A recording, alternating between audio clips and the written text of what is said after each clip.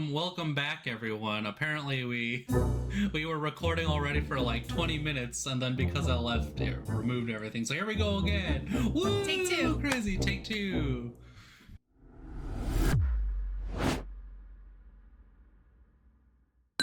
Pilfer, since it's your fault, you get to take over explaining what we're doing today. Long story short, we're talking about traditional medium versus digital medium. Which is better? What are the pros? What are the cons? Which do you guys like? Which do you guys hate? And why is traditional better than digital? And that's what we're talking about. or conversely, the mixed media. It's traditional's way better. Excuse you? No, but I know. We all have different takes on it, and I'm sure a lot of us do use digital because we're in a digital age. Traditional is kind of like becoming outdated in its own way, even though there's so much to gain from both sides. Like, you're not spending all this money on, what are they called? Supplies is the word I was going for. Yeah, you're not spending so much money on supplies, but also like an Adobe Photoshop costs $60 a month to use now. It does. So what's I'm better? That cost. I know, me too. Well, I have that and Toon Boom. Don't get me started. Which is like $120. Yeah, it's so expensive. It's $120 a month for both, is what I'm saying. And it's so much money, and I'm like, I use Photoshop all the time for illustration, and then sometimes I don't even get to use Toon Boom or vice versa. And so, whereas all my money is just dissipating into the wind. But that's just where we're at now. It's just the way the game's played. I have free Toon Boom because I bought it when it was Toon Boom Studio 6.0. I don't know what number they're on now, but 6.0 is ancient. I think it's 23. Right.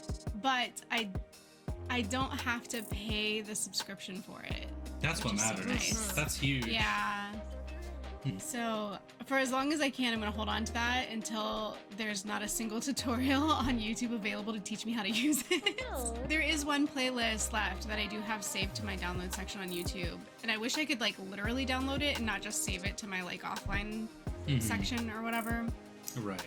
Because I'm so nervous that creator is gonna like delete their channel at some point and all of that knowledge is gonna disappear. And like they're the only ones who still have videos up for that version of Toon Boom. That's when you heard it, Well, baby. there are ways. You can't say that. What? You can't say that. I mean, on live. I'm in my She means Wink, wink. Minecraft. wink, Pirate wink, yeah. wink, wink. Yeah. Recorded pirately on Minecraft. No, but you can download. There's like sites to download YouTube videos from, so you can just have them on hand. That's true. It's like a 12 or 18 video series though, because they did like little 5-minute videos for each like section, and I'm just like, it would be worth it. It would be worth it because Pilfer's sitting here saying he's paying $120 a month in subs. One of the newer versions of Toon Boom, but it's like the basic essential. Like, you don't get like the high tech that Harmony gives you, but it's still enough. And that was time payment. Wait, what? You could just get it flat? But it's basic. I don't know. You don't have. You're talking about essentials. No, essentials, but you don't have like the. That's what I have. That I'm paying What? monthly No, for. what? It was in Yeah, I think Harmony. When did you buy yours? We're so off topic, but when did you buy I yours? bought mine in. It was already prescription based when I was buying it. So I just looked up like you can get a perpetual license. So I'm sure you can. Look it up. I am. It's important. I can hear him. Okay, Like, well, now I gotta look it up too. I need this. I'll show you. I'm just gonna stick to the version I have, especially since I animate like once every 3 years. So it's really not worth me paying for it. They have right now like a beta testing thing for AI stuff, Toon Boom, which yuck, awful. But now they're doing the whole AI thing in Toon Boom because like they did get sold, I want to say a year or two ago. So there's that. So it's gonna be having. You know, there are so many ways to animate now. Like Sketchbook Pro, if you get like the Sketchbook app, it does animation. If you get Krita does animation. It may not be as bougie as using Toon Boom, which was literally designed for animation compared to these other ones that were designed for illustration. But if you're really trying to like save money, or you don't know if you're ready to commit $120 to these like more high-end softwares, those are some great places to start, a lot cheaper. I don't know if Krita is still free. I know when I got it, it was. so I'm using it for free. But I'm Right. not sure if it's still free for everybody or for new Critter? users. Critter should be free. Yeah, I think it's still free, but I think the best one to go with, hands down, is just buying Clip Studio Paint. That's the one that I recommend to like all my students. It's so strong. It has everything you can need, has everything that Photoshop has and way more. It has 3D models you could just use. There's like a whole community of artists that are like, here's brushes I made. If you want to spend $1, you get like 50 brushes, and it goes from like their page to just now you have it. It's super easy. Whereas Photoshop, you gotta download it, you gotta put it in a folder, and you gotta like connect it through preferences. It's a whole thing. It's just way easier to go through Clip Studio Paint, and also you buy it once and you're done. There's a sale like 3 times a year where it's 60% off. So their $250 version's like $125 or something like that. I don't know. And then their $50 version is like $20. That's super cheap. I feel like our topic has changed. We're not talking about traditional versus. I know. We're talking about comparing softwares, which isn't a bad topic either. Mhm. Like we could continue down that road because I feel like we've all tried so many. It would be Right. worth a full discussion. Yeah. Yeah. People do like that.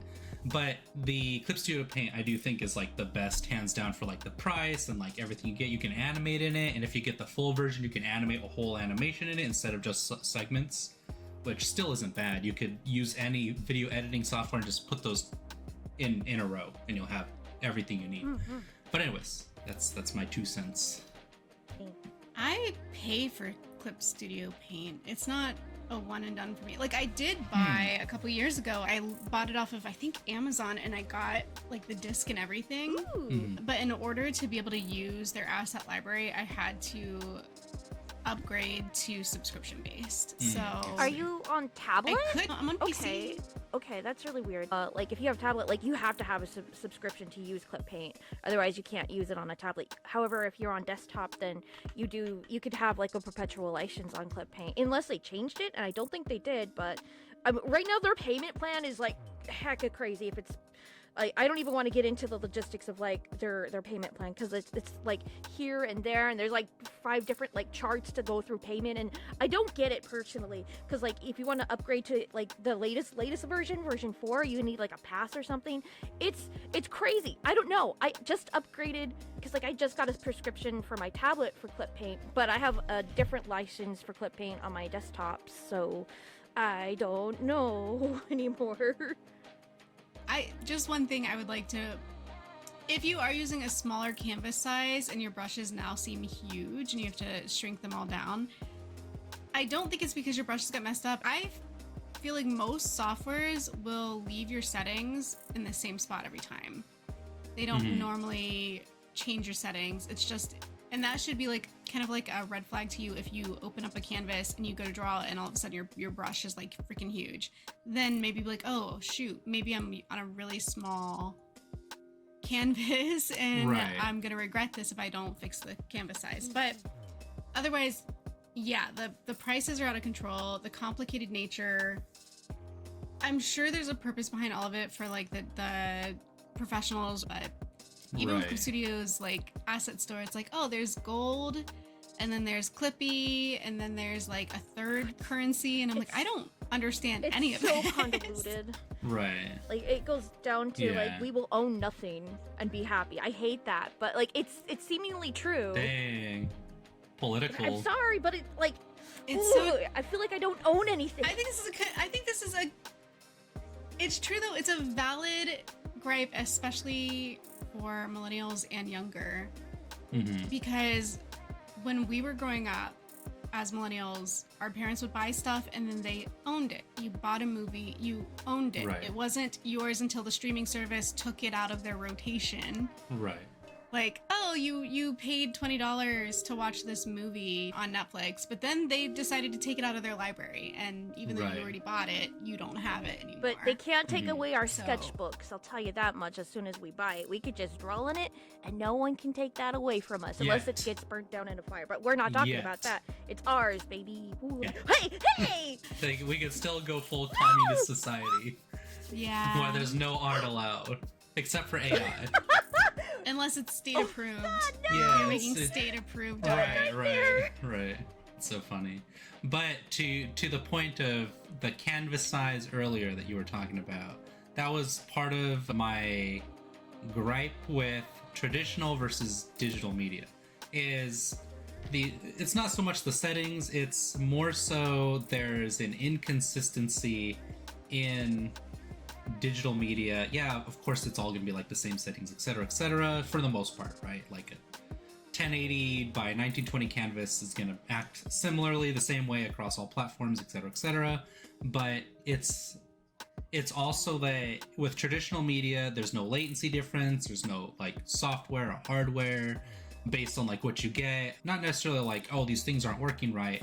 It's just when you draw with your pencil and paper, it's one-to-one. It's exactly as you can feel it and see it, and the like texture of it connects you to the paper better to work out whatever it is in your head and kind of like formulate this concept a lot better than if you just work on a digital canvas. Yeah, you could do a lot more, you have like more tools, but simplifying to just pencil and paper or pen and paper, you kind of have to learn so much more and faster because you're limited. In the same way they say, like, if you have a smaller amount of time to work on something, you're going to work a lot faster. You're not going to spend time like, oh, I got all these big ideas. It's like, well, this is my deadline. I'm just going to work it out and get it done. I'm going to rush through. Or if you have something that's like very specific in size, you're going to work within those confines. I think that's really important for starting off, so you can learn all the fundamentals first, because you're just working with what you have and you kind of have to learn that. And I think the most important one is painting. When you paint digitally, you can use any layer you want, which is great. I think that's awesome. But when you paint tangibly on like a canvas with acrylic paints, you can also use like oils, whatever. You have to paint back to front, and you have to layer things in dark to light or light to dark, and that teaches you the correct way to approach painting, both digitally and traditionally. And if you go the route of like, well, I'm just going to dive into doing it digitally, I don't think there's anything wrong with starting wherever you start. You're going to get to the same spot, but having those fundamentals in mind will take you like so much further, so much faster. You'll know a lot more about like color, and I just think it's an easier way to get into the art medium, in my opinion, than digitally, which is where I started digitally. And there were so many things I had to learn, so many things that I was like wrong about, like values, which is like the darks and lights, color, mood, and how these things feel together on a canvas and what they communicate. Have you seen the meme where it's like the one layer challenge, and then the next panel is like a traditional artist holding up an actual painting and be like, I've been doing it all along? Right. What about you, Friendy? What do you think? Digital or traditional?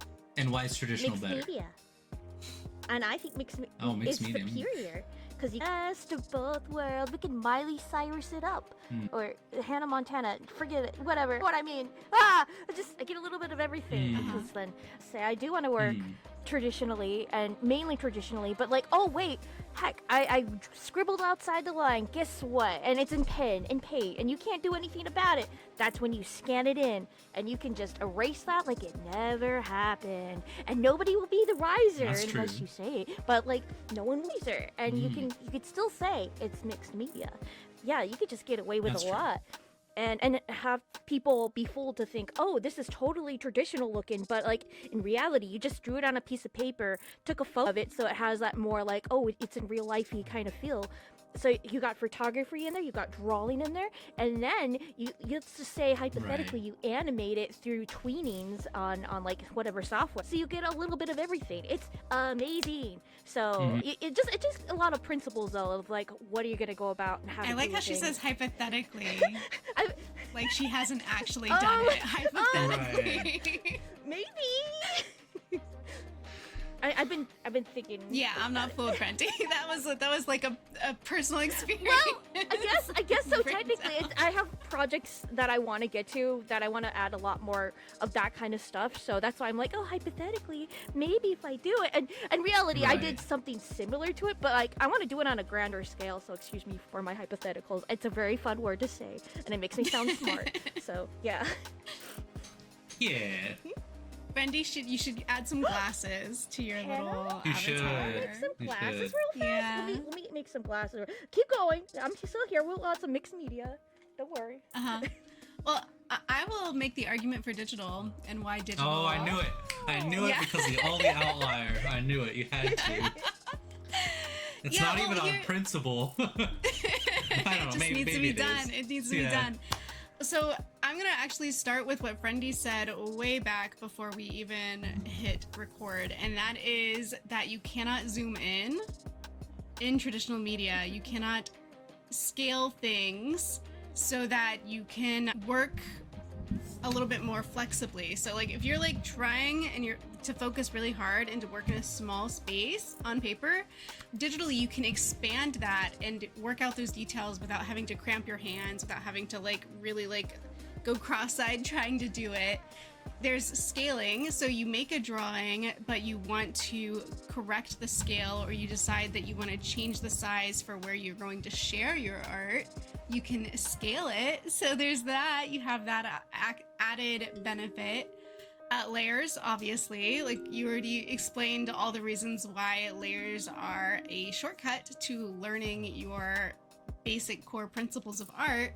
This is true. This is true. It is a shortcut, and yes, you do benefit from learning those basic core principles. I'm not saying don't do that. I definitely would encourage everyone to learn as much as they can about their passions and their hobbies.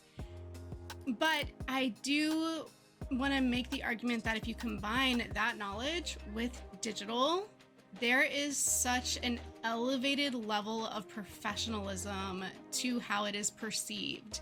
Because a traditional painting, no matter if you're like just an outstanding painter, you still have a really hard time appealing to a mass audience with traditional art. Whereas digital art, for whatever reason, I cannot begin to psychoanalyze why, it appeals to a much broader audience.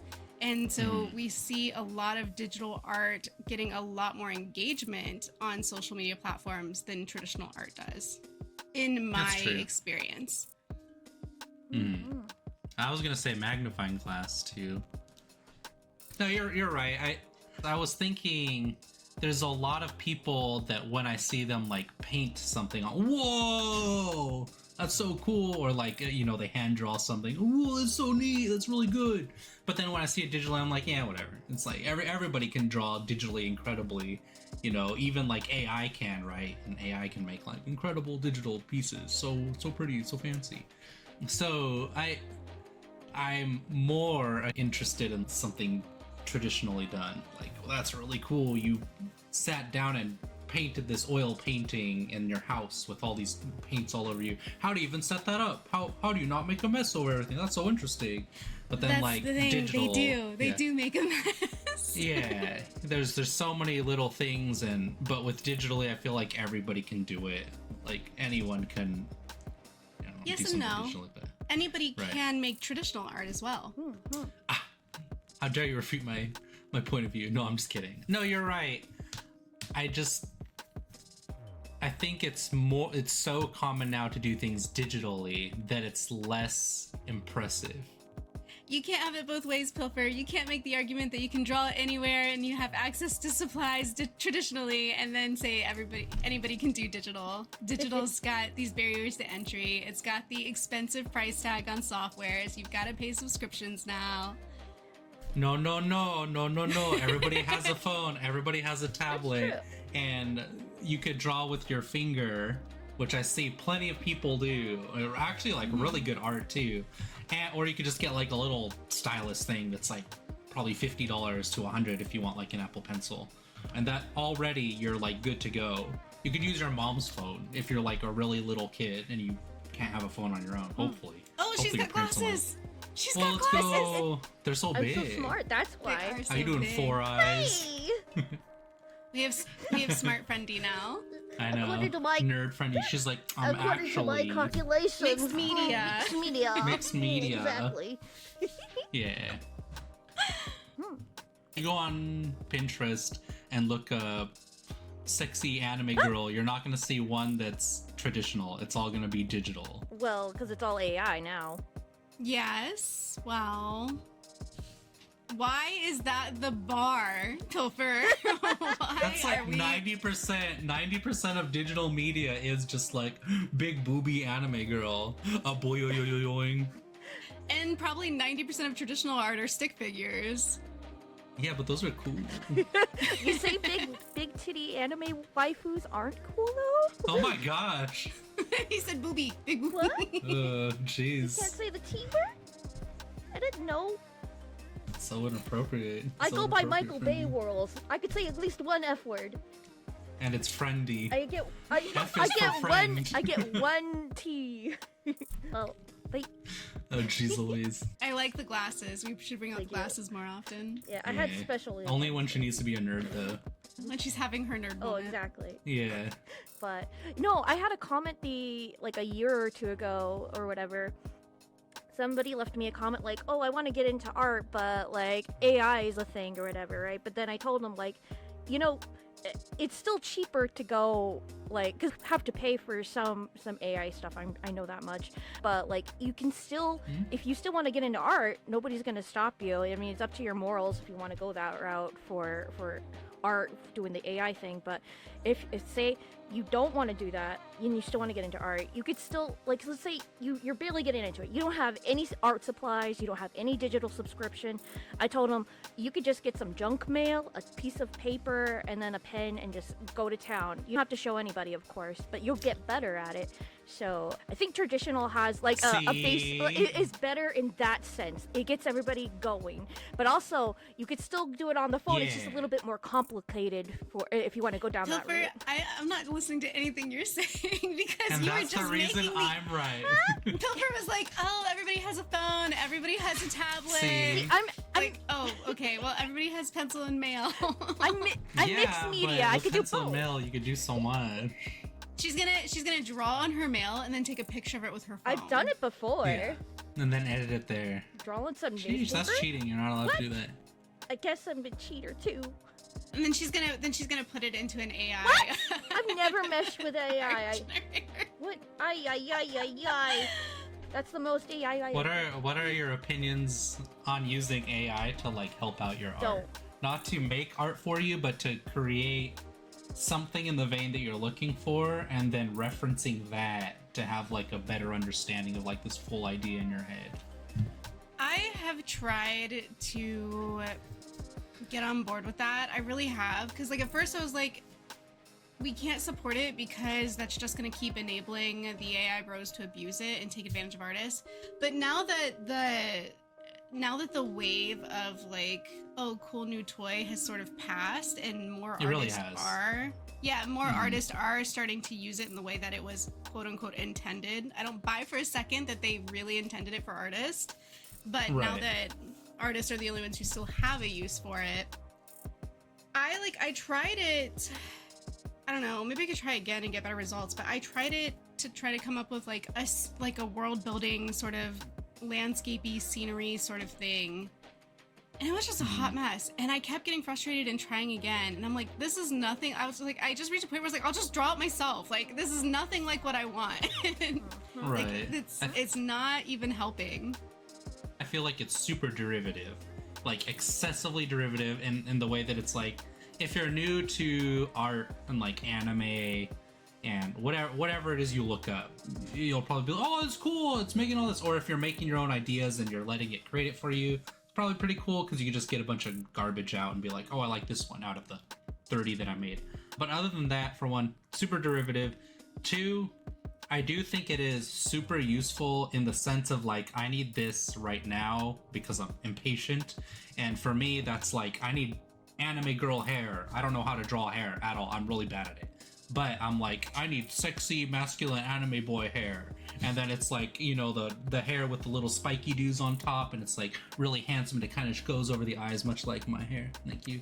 But that's like what I reference, and I'm like, oh, I get it now. Like, this makes sense. Same thing with like you know, sexy girl anime hair, and it's like, it's always the long one that's like cut right here. It's like very short but makes this like shape, and it has a little heart shape for the face because it goes in the, you know, blah blah blah. In the blah. And I'm like, oh, okay, I get it. In the blah blah blah. And so I get it. And so I kind of like reference that, and then I have a better understanding. But that's just because I haven't downloaded like 100 pictures of like like the best artists that know how to draw anime hair, drawing anime hair for like specific rendering styles. because then it's like one thing to be like, oh, I could draw anime here, it's like Hatsune Miku, and it's like, yeah, but when you're up close, like the individual grouping of strands needs to add up to something that's like aesthetically pleasing. It's more than just like getting the overall shape of the hair down. It's like specifically where the grouping goes, where the light hits it, which ones to like focus on. And like that's the one thing that I use AI for, is like I don't know any of that, and I just need someone to throw that at me. Or like human anatomy, where it's like big buff Bara boy, you know, he's so handsome, the muscle groups and stuff. I don't want to look that up. I don't care. Just I don't know if I would trust it, because Right. you might think you're studying good muscle grouping and it might be completely like inverted. It might be backwards. The bicep might actually be where the tricep is, or something like that. You can I don't generalize, know that I would though. trust it. You can generalize, and you can go off of like having a side by side. Or I'm not saying like specifically the details of those things. I'm mostly saying the overall, like this is the most formulaic. There's all art is in like templates. Anything that's used in the industry goes by templates. Characters, actors, it doesn't matter what it is. Music, it's all the same thing to a degree. And there's like a building on top of that foundation. And so the template is big Bara boy with like really masculine muscles. Whoa, he looks so cool, so edgy. It's like, cool, that's all I need. I just need this pose from the side. Now I have now I can like visualize something and work off of that. Or you could Oh, I'm download the sorry. Clip Paint Asset Store, the 3D models with the big buff boys that actually have the Yeah. shadows actually to it. Ooh. So you could do it for free without stealing other people's Ooh. art, maybe. Before the AI thing came on the scene, I was already building my Pinterest boards to have all these references ready. So, and I've made mine public. I could share them with you if that's something that, but I'm not a big like consumer of anime. So if you're looking specifically for the anime style, you're not going to find it in my boards. Now, that said, there's a huge flood of AI art on Pinterest that people are getting really sick of. It's super annoying. It is. It's overwhelming annoying. how much is on Right. there.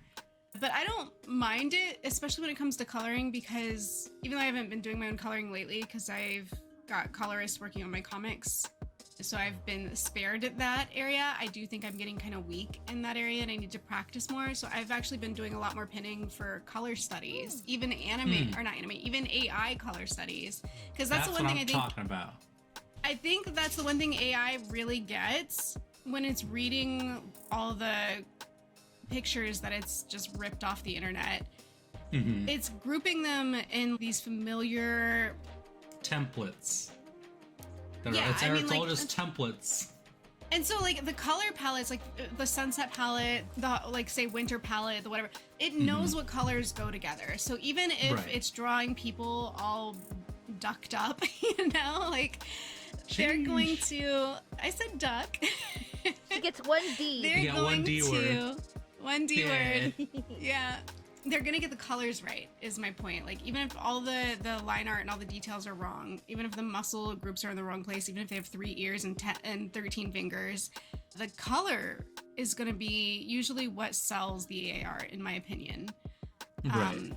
It has like yeah. a strong foundation of just like these generic templates. Super derivative, but at least you can get something that you're looking for instantaneously.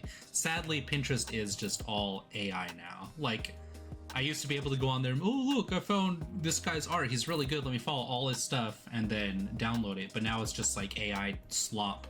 But Yeah. I personally don't find a difference in using an AI as a reference or using somebody else's art. Obviously, it's sad that, like, yes, it is technically stealing in the sense of, like, it's using all of it and combining it, but that's what artists do. They reference everything else and then create their own version of it. The difference is AI is kind of like, it's using everybody's. I think that there is an argument to be made that there's a greater difference, morally speaking, and the difference is when you are referencing everybody else's art and you take the AI out of it, you know where your sources are coming from and can credit them. You can say who your inspirations are. You can point to who it was that you learned X, Y, and Z from. You can name drop them. With AI, you'll never know. The issue with that is nobody does. I don't know what the percent is. I don't care about statistics, whatever. But most artists won't name drop because I created this art piece. Like, who cares what I reference? What if I reference real life? It's not important. Only you, particularly, or me, or I Friendy, don't think that's actually care about. I really don't think that's true because I don't think that's because true. like when you look, I do when entirely you, think when that's you look true. at somebody's art piece, you could tell who they're inspired by. People would be degree. like, "Oh, who inspired you?" Or, "Wow, this looks like this," and be like, "Exactly." And you guys can form a kinship with your art and comments and your community. But like if it's AI, it's like you can't do that. I very much agree. I think people really do name drop way more than perhaps you're remembering. First of all, I think on our very second podcast episode, that was something all three of us did. We name dropped our inspirations. Secondly, when you are in a fandom and there's an artist that you really like, name dropping is going to help you connect so much faster with people who have the same interest as you. So I think name dropping, like, oh, I really love this anime, or I really love this manga, or I really love, I don't know, this comic for the people who are into like Western comics. Your shared interest involves name dropping all the time. I hear people name drop people I don't know all the time, and I'm always like, nodding along as if I know who that is. I never know who that is. But people are constantly name dropping. So I think people are giving credit far more often than we realize. It's almost second nature, and we don't even acknowledge it when it happens. I think you're right in that it's the big names like One Piece. Like, oh, I love, who makes One Piece? I forget. It's let me look it up. People are gonna get mad if I don't look up who makes One Piece. You mean Oda? You mean Oda? Thank you, Oda. Yes, I know it's Oda. I just couldn't remember. I'm sorry. Oh my gosh. I literally talk about it with my friends all the time. I'm the biggest Oda fan. No, but that's different because it's like, oh, I love this fandom. We should enjoy this together. But when it's smaller artists, people that have a bigger group of followers aren't going to reference the smaller artist. It's very uncommon. Well, let me make another example. Okay. That isn't a shared fandom of an IP. Loish. Okay. What IP did Loish make that we all love? Oh, I love My Little Pony. There isn't one that Loish made. We just love her art style, and she became known for it as an independent creator who does not have an IP out there with a fandom. What about Ross Strauss? He only just after becoming a massive, well-known name on YouTube finally released his own IP. Like, he has these 3 OCs that are girls of different hair colors, and he made a book about them recently. I don't know. So before that, we just liked him because we just liked his art, and everybody would talk about him, and they would drop his names. There's Drawing with Jazza. There's all these well-known independent artists. No, they had to start somewhere. No, they were small artists who had no IP until they were big. How does that work then? How does that work then? How do they get big without people sharing them? Oh? Maybe people were talking about them before they had a fandom. All 3 of the artists I just named have no IP. They have no fandom. Yeah. In fact, the 3 artists I just named aren't even fan artists. They don't do fan art. Well, I guess like you're saying that because the only way to grow is by people sharing your stuff because of referencing your art style. But I would more argue that they're sharing your stuff because of your content, not necessarily your art style. Well, art is part of it. If you think of Draw with Jazza, I think he's the exception to all the names that we talked about. I think all the other ones are known for their art style. Lavender Town is known because of her art style. Mm-hmm. Drawing with Jazza, I think, is the only exception where he is known for his wacky videos more so than his art style. But otherwise, Loish is definitely known for her art style. She did that like glowing thing for the longest time. Everybody was obsessed with it. Ross Straw is known for his art style. Right. So I think these artists who are not made famous through a fandom of a specific IP are typically made famous because of their art styles. And then when you're talking about inspiration and people who are drawing inspiration from these creators, it's because of the art style, and that is also why they are so frequently name dropping them. And that was the whole point, giving credit back to the artist. And you look at AI, if we're going to really bring this all the way home, when people are prompting and pulling and using these artists and it's taking advantage of them, they're literally prompting Loish. They're literally prompting Mizowski or whoever the other artist was that got like super abused in the AI system. Oof. They're prompting Rostraws. They're prompting all of these creators' names because they want to imitate those styles without commissioning them and paying for it, or without learning to do it themselves. Mm-hmm. I still think it's much less often than you're making it out to be, though. I think that there are like a specific few that do get name dropped because they're larger, but not on the smaller end. But how did they get there? How did they get larger? There's the outliers. There's like a select few that do get there because of their art, like specifically them, but there are other artists too that like don't get referenced. And maybe you could say they're equally skilled or not, but they're just not, because their audience isn't big enough, they're not being referenced. But I see your side where it's like, well, then the only way you get big enough is by being referenced.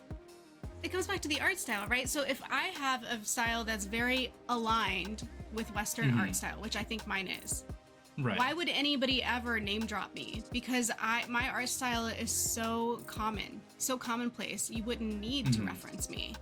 But if I was drawing like Lavender Town, then I would obviously reference her, or people would like maybe accuse me of trying to play off her unique style as my own. You know what I mean?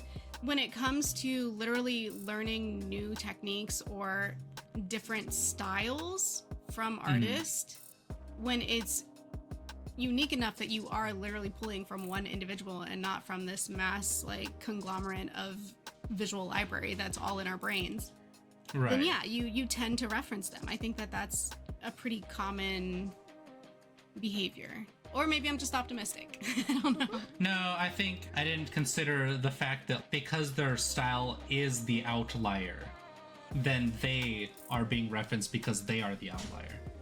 I was kind of grouping everybody together. I guess I was also including ideas too, not just like the art itself, but like ideas the artists create, where you're specifically saying the art style, like Rostraws does have like unique style. Loish? How do you pronounce it? I don't know. I pronounce it how it looks. Loish also has like a very specific art style that gets referenced, but there's tons of other artists that are seen, and people will like take their ideas and not reference them. So what's that? There was an art style that had Our Generation by the freaking horns, and like literally it had horns. CalArts? Homestruck. Is it CalArts? Homestruck. Oh, Homestuck. Yeah, right. Yeah. Homestuck. Are you talking about Undertale? That back in my DeviantArt days was everywhere. Oh, it still Everybody is. was imitating It's it. huge, yeah. And then the new one is that style, the Rehab Hotel in Hell. What, Has Been. Hotel? Has Been Hotel, right. That's the new one, yeah. That people that's the new love one. now, yeah. And everybody's making OCs in that style, and people are adopting techniques from Has Been Hotel, and I've seen it popping up in other people's individual creative. You can so clearly tell was inspired by Has Been Hotel. Right. We went off on is AI acceptable or not kind of side alley. Using it in general as a whole, and this is why I don't use it, is because if you use it and you say you use it, people that follow you and like your art will think you will use it throughout your art, which means you don't draw your art, so you are a liar. So that's why it's best to not use it. And people are like, oh wow, he must have used AI here or whatever. So what are you actually drawing, and what are you actually tracing over? What are you using AI for? You could say it's a tool, but people and other artists will take that as face value, as you're using AI art, you bad, you're part of the problem. So I don't use it generally, and also bad juju vibes for me personally. So yeah. Bad juju. Yeah. Fair enough. I follow mainly just Japanese artists, and I know they're Japanese artists, and I know they're not pro AI or whatever. I follow them, and because like I like their style, and like and draw like pretty cure stuff, so I know they're real fans. So I just follow the ones that have like the most unique style and stuff. So like I know where my inspirations come from, and if I need a color pick something, I will go to one of their art pieces, color pick from their art piece, of course, but maybe add maybe 1 or 2 colors that are my own that look good with the art piece I'm actually doing. So I'm stealing like an artist without actually stealing art. That's how I get around everything. I don't use Pinterest at all. It also gives me bad juju vibes. Even back in 2011, I did not like that place at all. So I just get all my information from Twitter up until like 2022, baby. So that's where that is. 2011 is such a long way back so back in 2011 I don't think I liked it either because there was no way to find the originator. Like it didn't click through to wherever the image originally came from. So then everybody was always in the comments of a pin going, credit the artist, and like, yeah, that's why I have bad reputation. Don't like it. But they fixed that problem where it clicks through to where it came from. Well, even if they fix it, I don't think I'm coming back. Twitter? Pinterest. Oh, yeah, I still, when I find something on Pinterest, I'm like, who made this? Like, I wish I knew who made this. But maybe that's like a change like very recently, because as far as I know, it's not that way. No, it's been that way for at least since I started my YouTube channel. I have a whole how-to art. Right. Like, I just call it how-to art, and then under it I have like subboards that are like anatomy and faces and expressions and hair and hats and clothing and props. And a lot of my pins, like I have been very careful with my pins on there to pin virtually no AI. And back before the AI craze started, I had gotten a really good head start, so a lot of my pins were already pre-existing. Right. But you can usually click through to wherever the original pin came from, and it'll take you to whatever website it came from. Now, whether or not that website credits them is hit or miss. Right. If I can't find an artist that I want, I will do a like Google Lens search, and I will find them. I will find them. The artist of the comic Hooky, have you heard of it? I found it through Pinterest. So I kept seeing different panels from that comic, and the art style is so beautiful. And I know why now, because I watched an interview of her recently where she explained that her comic started just as like an Inktober thing, where she did like Inktober, and she made her whole theme this like set of twin witches. And it's got such an Inktober style. It has got color, but it's mostly very, very high contrast. Anyway, the point is, I kept seeing these panels and they were freaking gorgeous, and I didn't know where they came from. So through Pinterest, I kept pinning these panels until finally I put together the whole picture, and I realized it was a comic, and then I found the artist, and then I went and bought the book at Barnes & Noble. Right. I still find artists that way. I mean, we're all always trying to discover new artists, right? Right. So, speaking of webtoons, how's your webtoon going? Which one? The contest, I assume. Yeah, the contest, right. Yeah, obviously the other one's on hiatus while I do the contest. Right. I think we're off to a good start. We're sitting at the top 1/3 of the most feels category of 15. That's good, no? Yeah, that's like good. really so good. We're in the top third as far as engagement goes. If you're looking at like that's likes. huge. Yeah. Yeah. For your first webtoon. For my first webtoon contest entry. It's my second webtoon, but yeah. Right. For your first contest entry, you're in the top third. Oh, excuse me. For my genre. Right. But that's huge. It's still like a big deal. It's not like there's like 2 people and you're the second one, you know. Yeah. You should be proud of that. That's awesome. I am really proud, and I hope that we'll continue. Typical artist. Typical artist. Never enough. Never take any wins. Only L's. Only L's. Only L's. We're not on page 1. It doesn't matter. I'm just kidding. Oh my gosh. I'm kidding. I'm hoping we'll, even if we're not scoring high enough on the audience engagement, I'm really hoping that we will score high in those other areas. And of course, there's always room for growth in audience engagement too. What's your advice of things not to do in the future with this? Do not enter early.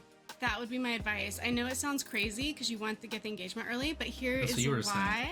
Yeah, do not enter early. I didn't take it serious enough when other creators had already talked about this issue. Interesting. Like day 7, all of a sudden all these issues came out about like people getting disqualified and people breaking rules they didn't know were rules. Oh no. And So it's a big like cause for stress and anxiety that I really wish wasn't the case, but that's just where we're at. That's what I'm saying. Don't enter early. If you're gonna enter one of these in the future, wait. I would say at least 2 weeks for for those hurdles to make themselves known. Because what the people had warned me before that I did not take seriously enough is that Webtoon is not as organized as you would hope they are. Of course not. So you can kind of see like all the fall off and why, so that you don't make the same mistakes. Exactly. I see. All right, and then what would you say is the best thing you learned to do in the future? The thing that you would change maybe for like efficiency or for planning or something like that, or maybe even like art. What I wish I had done more is network in advance. So once the contest has started and you're dropping your link and you're trying to like show it to people who are in the same kind of hobby as you, like all these Discord channels with all these other comic creators, and we're all like, let's boost each other, let's share our comics and give each other feedback and all that stuff, and it's great. I love the community. But it's everybody. Everybody's in there soliciting their stories at the same time. My dream's better than your dream. Listen to my dream. The ones who are getting the feedback and the ones who are actually reaching through to the other artist and getting genuine support are the ones who have been there all along making an effort.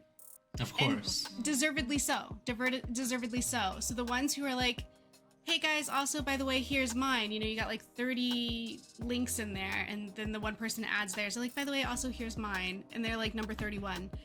More people are going to click on that one because they already appreciate and respect that creator because they've sat and talked with that creator well before this contest happened. Right. Even if you're really shy, get out of your bubble, go out, meet people, make those connections, and give a crap about other people's time before you need something from them. Right. I think that's a really important lesson beyond just this. I think in terms of networking in general is you have to get out of your stupid little comfort zone essentially, because you need to learn all the perspectives and like lessons on meeting people, making conversation, listening to them before pitching your dumpy little idea, which it's not dumpy, but to them it's like, oh gosh, this is the 38th person in the last hour that's gonna show me whatever their project is. Like, I'm exhausted, and why should I give you my time? But if you have connected with them before, they're like, oh, I remember you. Yeah, of course I'm gonna look at your stuff, because we have even the most minute connection. But I have a friend, she used to go out to not art meets, but like Lightbox Expo, which it's Comic-Con for artists essentially. And she would be like, hey, here's my portfolio. Do you want to look through it? No. Okay, go. Thank you. Bye. Here's my portfolio. Do you want to look through it? No. Okay, cool. Bye. And then one person would say yes, look through it. Oh, this is cool. Don't like this. Don't like this. Don't like this. Don't like this. And it's like, why? Oh, because the colors, or because the design, or because of these flaws, but at least you have this. And it's like, oh, now I literally know all my weakest points that I need to work on. And it's like, yeah, it sucks to get turned down for like some of your art, but at the same time, walking away from that, you know like infinitely more of what you need to get worked on, because you're meeting people that are your peers, that are above you, that can pull you up, or people that are, you know, below you that you can pull up to. So networking's great, and you know, I appreciate that advice, Perry, because I think that is important for everyone to learn as artists. And if you're not an artist, this can go with like anything like business or just like friendships, you know. But anyways, Friendy, what's your 2 cents into this conversation? I don't know. Make art for you and what you want to do. You know what you want to do. Make art, right? Then do it. You don't need a contest to say, here's $1 million to make your art. Just do it. Just go about it. AI bad, making real art and making it from 3D models with shading from clip paint is also very good. It's not cheating. It's not tracing. If you from your eyeball, it's fine. Cheating. It's not. And you know, don't pay for subscriptions. Try to get a perpetual license. And mixed media, good. Try traditional art. You'll love it. Try digital art. You'll love it. Try everything. You'll love it. Art is good. Amen. Okay, that's all I got. I feel like all of that should just be the front end of this episode. Yeah, that's the catch. That's the catch. I just did a whole summary of the like podcast. the Cliff Note version and then the whole episode. Right, Yeah. right. How about? Brendy did some VO for Oh, I me. did. Yeah. Some Voiceover work. some some voiceover, not VEAL. Nah. I was like, boy? she cooked you No. dinner? Am I in the voice? No. Veal? Oh, I love a good veal. No, Yum, voiceover. yum. Oh, yeah. Yum, yum, yum, yum, yum. No, that's Yeah, I awesome put out, for like, what? for my comic. I did like a little animated trailer, What? and yeah, and she did some voiceover. That's awesome. The Queen of Rogues is determined to break her love curse.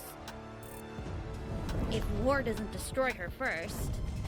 In a steampunk world of mechanical wonders and magical intrigue. Can Kaylin defy a curse that turns every love into loss? And sees a future worth fighting for? Read Love Curse Queen of Rogues on the Webtoon 2025 contest webcomic Legends. I love a good voiceover stuff. Brandy also What? did a voiceover for me. Thank you very Why, much. you're welcome. Filber's like, she did a voiceover for me first. Yeah, voice of Lily B. I knew Friendy before she was cool. I wasn't cool before. Well, I'm glad you took pity on I me. mean, Wow, I didn't say that. Filber. I said, wait, why are you turning this on Ha, me? you were friends with an uncool person. Ha ha. Perry only hired you as a voiceover because I hired you What? first. No, it's because she trusted me enough to She to did do it as a Yeah, favor. Terry's cool. I wouldn't do it for free. She did it as yeah. a friend. You know I would voice Lily B What? for free. You made me pay I for what? this. That mean I'm I not told cool. you I What would the voice heck, Lily Friendy? B This is for free. crazy. What? This is crazy. I can't believe you're doing this to me. No, I told you I'd do Lily B for free, but you shoved money in my mouth, and he was like, "Here, you're gonna eat your food. You're gonna like it." And I was like, and he ran away, and I couldn't get to him, so he jumped the wall. Even I'm like, wow, he didn't have to go that far. I guess I am stuck with this money. No. Dang it! No. You ran so fast. You guys are great. Golly. All right, Friendy, what's your not to do with traditional media? Always carry an eraser with you and draw with a pen. Actually, just draw with a pen. Forget the eraser all in general. Draw with a pen. That way you don't have any mistakes. You gotta rely on what you can do and what you see. And if you make a mistake, that's you learning, baby. Don't forget that. So it's really fun to draw with a pen too, because you get the flow. You don't have to like focus on the undo button or anything. And you carry a little mini sketchbook. What? Huh? Wait, it's Piffler. Just the idea of friendies. I wasn't even looking at Piffler. Piffler, are you making fun of me? No. It's what you said. You were like, you always carry an eraser with you and draw with a pen. Draw with a pen. Well, I wasn't. That's good advice. I Good guess I wasn't advice. thinking. I always carry everything with me, so maybe that explains it. Yeah. Always come I get what prepared. you're saying. I always come prepared. Yeah. It's a life lesson. Yeah. You never know when you'll need an eraser until you don't. Until you do, and it doesn't help. True. Mm-hmm.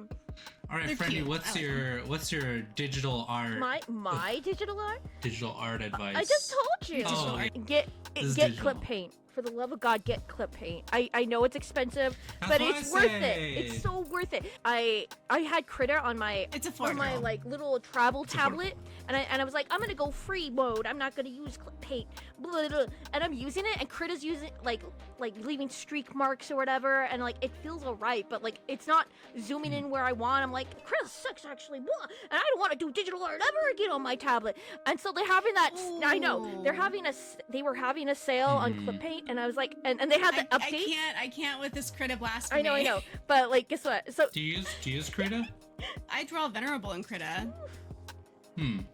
I don't know My that. primary It's- comic, my first comic is drawn in Krita. it's good to an Right. extent. Critta, I will give. I love it still, but I just cannot. I cannot handle Critta. But like, they were having a sale on clip paint. Right. Just last, I bought it because I had the update with the mesh tool, and I had to try that.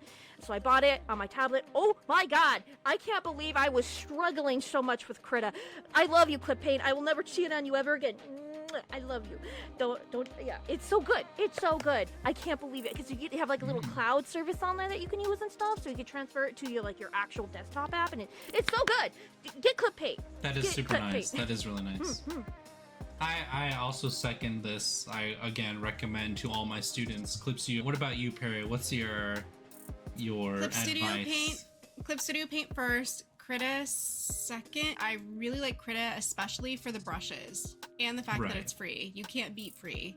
I still prefer the brushes on Krita over the Clip Studio brushes. I haven't found a brush on Clip Studio yet that to me competes with the ones that I have on Krita. Okay, so here's kind of my point towards traditional over digital.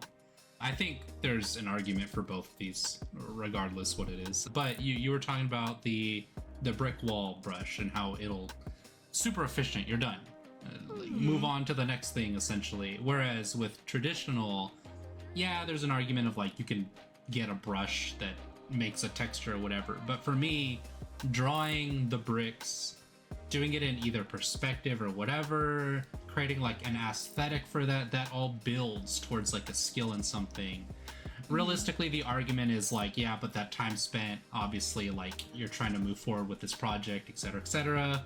And also, either way, the time's going to go somewhere that you're going to learn something. So fair enough, argument over, whatever.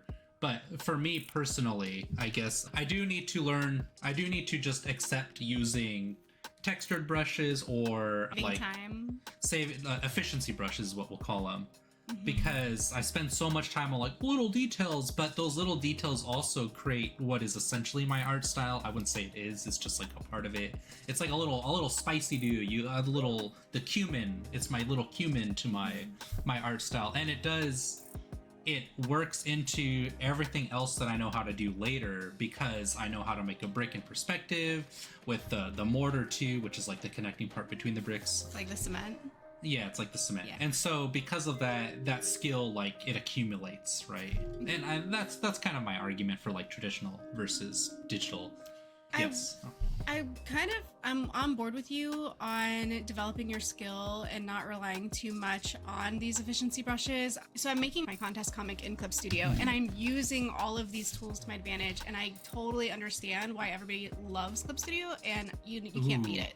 There's the 3D models, there's all these like efficiency brushes that we were just talking about. There's so many benefits, especially as a comic artist. The way that it's designed to create panels and contain, and then you can reshape the panel and the drawing, like it just reveals more or less of the drawing underneath it. It's very cool.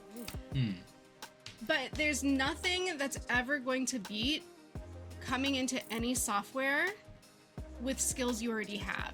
Like actual raw artistic skills. Like use whatever tool you can to chip away at like that time limit to get the most out of every single second, because you work a full-time job, you're editing stuff, you're working on like your channel. I did. Wait, you did? Oh my gosh, I'm so sorry.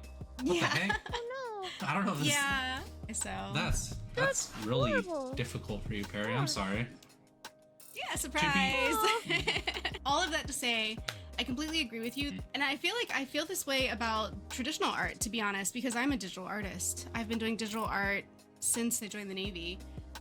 I am so behind, in my opinion. I don't know how to use any paint whatsoever. I only just learned how to use markers in the last art fight. Before that, it was like a pencil or pen and some paper, because that's the only thing I know how to use. It's the only thing I'm comfortable with, because it's the only thing that we've all used since grade school. So yeah, I think I need to try to use paint and have that one layer and not having an edit undo button or a create new layer option. What are your thoughts on this, Trendy? On using shortcuts over...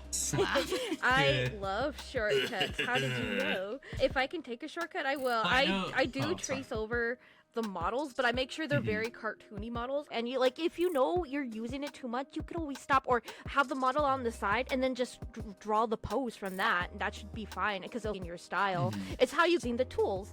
Okay, so the reason why I had no space on my computer for the longest time, and I had no idea what was going on, is because I had downloaded 35 gigs of assets from the Clip Paint asset store, and I realized, wow, that is a lot of 3D models that I downloaded. But guess what? I used all of them for art fight reasons and stuff, so they didn't go to waste, but at the same, maybe I should learn how to draw a little bit more. But it's what you bring to the art. You're going to be the only one to know where the t-shirt folds land on the character, not the model, because because it's basically naked anyways. So I think it's fine if you trace over models. People compare 3D models to bases all the time when I'm using them for art fight, and it's definitely not. Say you get a pose from the clip paint asset store for the 3D model, but you don't like a certain finger or arm a certain way, you still get to, like, you know, artistically choose where things go, as opposed to bases. It's just one pose, one everything. You can't change it. We could get into the whole fight rules or whatever, but on a different podcast. Use everything to your advantage. The assets are there to help you, not hinder you. And if things don't look right, know that you should just draw it yourself so it will look right. Not everything is a good asset. It's just depending on how you go about using them. So yeah, that's basically it. Okay. What? I think all of this has to do with just like learning as an artist. No matter what, you're gonna start with something that's like not the best, and then you're gonna learn over time to like get to that point. But at least they're doing something. At least they're like, especially making a comic is like a huge thing, especially as like a younger artist or like a junior artist, because you're just pumping out that content. You're going. You're learning what people like, what people don't like, and I think that's like the most important thing over all of this. Traditional or digital, doesn't matter. You just create, pump out more content, spend more time in art and creating story, whatever. Any art form, it doesn't matter. You can be cooking, and you're gonna learn. The only requirement is that you spend time doing it. Exactly, that practice. And I think we can all agree that like first and foremost, that's the most important thing. Yeah. When do you think your comic's gonna come out, Piffler? Yeah. Mine? I got like a billion other things. I finished the animation that I was working on. I'm not gonna color it. I'm not gonna do any of that stuff. Just line art. Right now I'm getting into the phase of like, I want to make content fast and loose, not worrying about like perfection, because I'm kind of beaten up at this point. I kind of like trying to find reasons to keep caring. The only reason I'm still in is because I love the community that I've built. I think it's like incredible. Also, I got the YouTube thingy, the partner. I just unlocked ads too, which is like a much bigger deal to me. Let's go. So I think we can all kind of agree that we were kidding about having a preference of traditional or digital or mixed media. It's really just about being, what am I trying to say? Flexible in your medium, and just keep making art. There's no real right way to do it or wrong way, honestly. You just keep going. That's the most important thing. There's one wrong way. Is it AI art? Yeah. Is that what you're gonna say? Actually. Yeah. Wow, everybody's so derivative of each other. You guys might as well be the AI art. It doesn't count if you didn't draw it. Like, that's true. a simple rule. I agree. So, in short, just keep making art. You can do Get out of your it. comfort zone. Don't Network give up. by listening to people before you talk to Need them something about from what. them. Yeah, exactly. Before you need something. I think we should do an episode on networking as the main focus. Okay. Networking as an artist. And we'll have a guest on for that. I think that would be awesome. I think we should. I have 2 people in mind. I have no one in mind. The mysteries to you I guys. I guess I have to network to I network guess this. the audience will just have to subscribe to find out. Are you guys subscribed? Are you? I should Am check. I would think so. Let me check. I'm breaking the fourth wall. Thank you for watching, everyone. I hope you had a good time. Bye. Bye. Yeah.